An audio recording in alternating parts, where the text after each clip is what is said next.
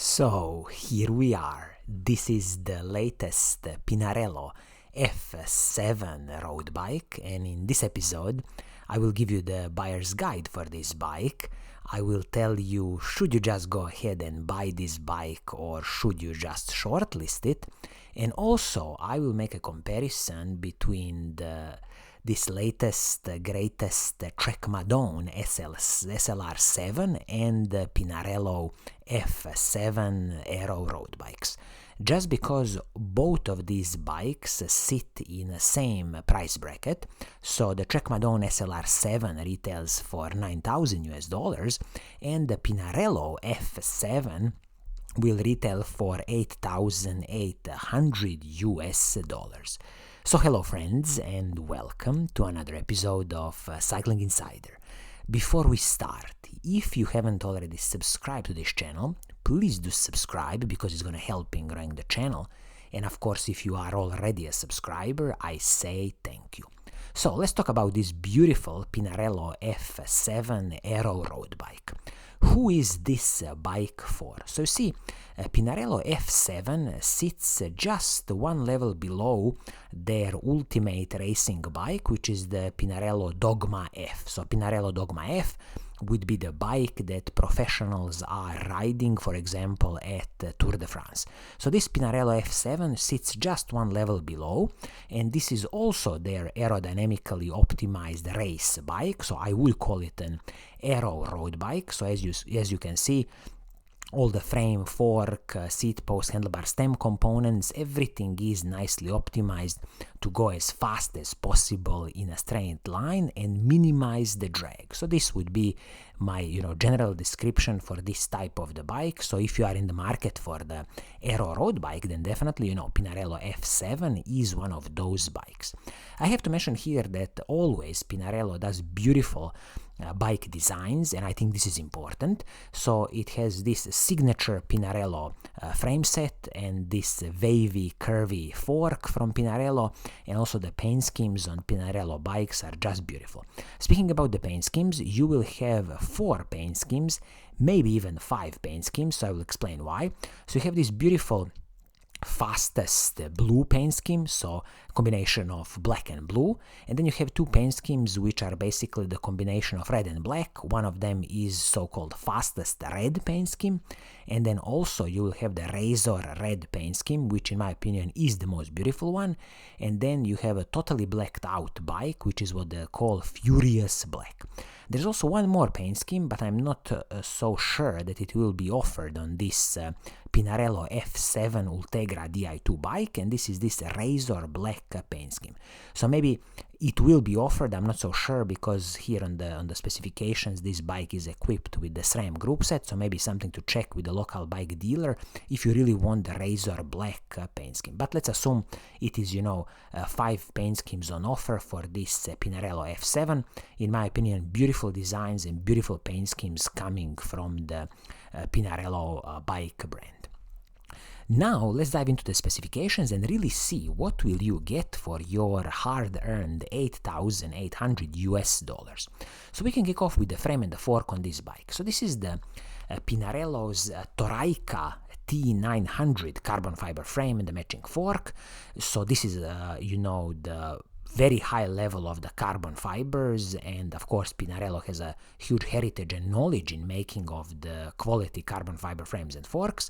And this carbon fiber frame comes with the classical threaded bottom bracket, 12mm through axles front and the back, and as I was mentioning, you can see some of the aero designs on the frame, dropped seat stays, and this wavy curvy carbon fiber fork, again nicely aerodynamically optimized.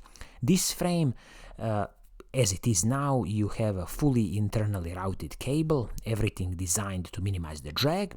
And also when you look at some of the smaller components, for example the seat post is the carbon fiber aerodynamically optimized seat post, which is also excellent for soaking up some of the smaller road bumps. And At the front, when it comes to the handlebar and the stem, this is going to be a one-piece carbon fiber handlebar and the stem, and this is of course a proprietary solution from Pinarello. So just make sure when you are buying this bike that the fit is perfect for you, because there is no substantial adjustments of the handlebar and the stem, and if you need to replace anything, it's going to be a proprietary piece from basically Pinarello's in-house brand. Of course, this one-piece handlebar and the stem contributes a lot to the aerodynamics, so that's why a lot of bike brands are going that way. But just keep that in mind with this one-piece carbon fiber handlebar and the stem. Now let's talk about the group set on this bike. So what will you get? So this is the Shimano's Ultegra Di2 12-speed group set. So everything from the shifter's front mech and the rear mech. Also we have the Shimano Ultegra cassette and the chain, and Shimano Ultegra crankset. Pinarello doesn't publish in their specifications here what are the chain rings at the front. I'm guessing 5236, and again I'm guessing the cassette is 1130, maybe 1134, but something again to double check with your local Pinarello bike dealer. All in all, Shimano's Ultegra Di2 12-speed group set is a stunning electronic group set. With Shimano, the front mech and the shifters are communicating wirelessly, and then you have a cable connection between the front mech and the rear mech. But all in all, stunning group set, 12-speed electronic. I absolutely have no complaints here. It's going to work perfectly fine. When it comes to the braking system, this is the Shimano's Ultegra hydraulic disc brakes front and the back, using the Shimano Ultegra braking rotors. Superb stuff. And also here you have 160 millimeters braking rotor at the front and 140 millimeters braking rotor at the back. I wish that Pinarello has included also 160 millimeters braking rotor at the back, just because ultimately, in my opinion, what you want is the good stopping power, good heat dissipation, and these kind of tiny 140 millimeter braking rotors at the back can easily get overheated if you are going down some steep mountains and maybe the descent is like 10 kilometers and you are constantly braking, so you can easily overheat this tiny rotor at the back. So I would rather that manufacturers use minimum 160 millimeter braking rotors both front and the back, because weight penalty is totally minuscule and negligible between these two braking rotors. Now let's talk about the wheel set that you're gonna get on this bike. So this wheel set is the carbon fiber wheel set from Most. So this is their in-house brand of Pinarello, so Most Ultra Fast 40 carbon fiber wheel set. As the name suggests, this is the 40 millimeters rim height. It is the carbon fiber wheel set, tubeless ready wheel set. It uses the sealed cartridge bearings front and the back, and also aero spokes, DP aero spokes, 24 at the front and 24 at the back. Also the total weight of the wheel set is approximately 1,600 grams. They didn't mention the internal width of this wheel set. I believe from some specifications that I was looking, it's going to be 19 millimeters or 20 millimeters internally. Please, double check with the Pinarello. So this is something that I wish they would extend this internal width, because 19 or 20 millimeters is not anymore so impressive. And as it is now, the frame and the fork will accept the tire width of 30 millimeters. And speaking about the tires on this bike are the Pirelli P0. I believe these are not the race version. I believe it's one below, so Pirelli P0 Sport probably. And also I believe that this is a 28 millimeter tire front and the back. Again, double check with the Pinarello dealer just to make sure. And the maximum you can fit on this frame is apparently 30 millimeters front and the back. I wish again that Pinarello would kind of allow 32 millimeter tires front and the back, because the trend of wider tires is now well established, and probably 28 millimeter tires are the minimum, in my opinion, you should be running on the road bikes today. More air volume and much smoother bike ride. So all in all, this carbon fiber wheel set from Most, totally fine. Decent wheel set, 1,600 grams, again very competitive weight, and this is the 40 millimeters deep carbon fiber rim.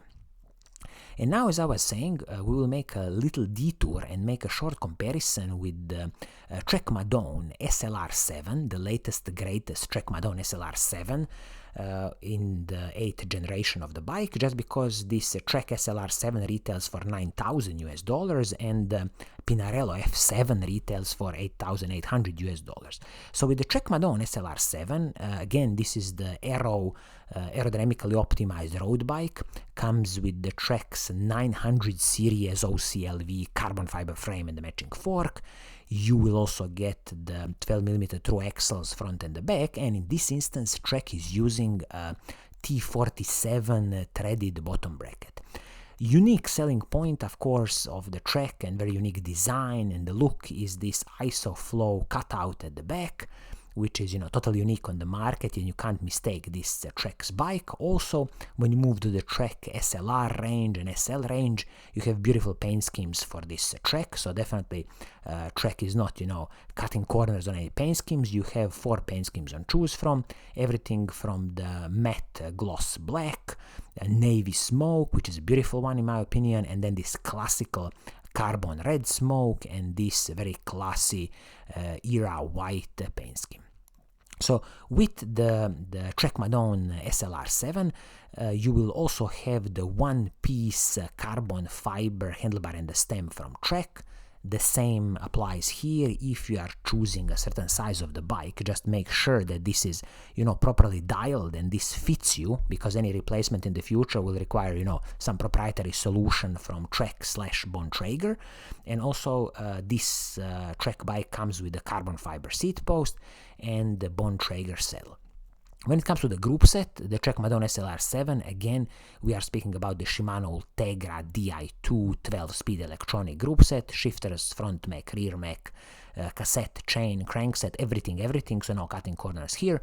And in this instance, 1130 cassette at the back, 5236 chain rings, everything designed, to go as fast as possible. I'll just mention here that with the Trek, you will also get the carbon fiber wheelset from Bontrager. So this is the Bontrager Aeolus Pro 51 carbon fiber wheelset. As the name suggests, we have a 50mm rim depth. This is a tubeless ready wheelset. And this wheelset comes with the DT Swiss 350 hubs, which is absolutely superb and excellent.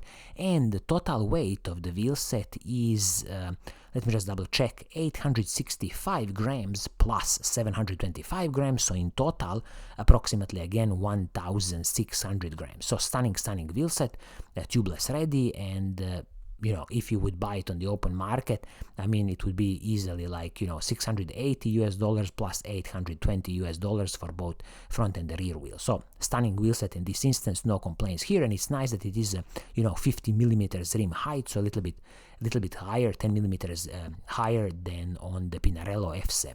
And this bike, Trek Madone, comes with the Pirelli P0 race tires, 28mm both front and the back, excellent stuff. And you can easily fit here 32mm tires front and the back.